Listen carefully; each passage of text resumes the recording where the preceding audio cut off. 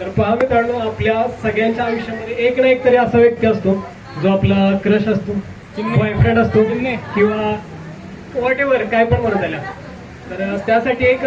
कविता लिहिलेली होती. तर बघा, तू सुंदर सुबक आरसा आहेस, मी काचे मागचा पारा ग, तू स्मित हास्य आणणारी आठवणी प्रिय आणि मी भलताच पसारा ग,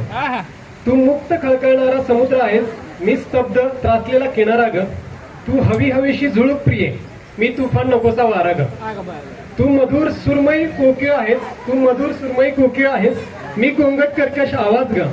तू सलग कविता आवडणारी, मी मध्ये घेतलेला छोटासा पॉज ग, तू शांत रमलेली संध्याकाळ आहेस, मी भर उन्हाचा त्रास ग,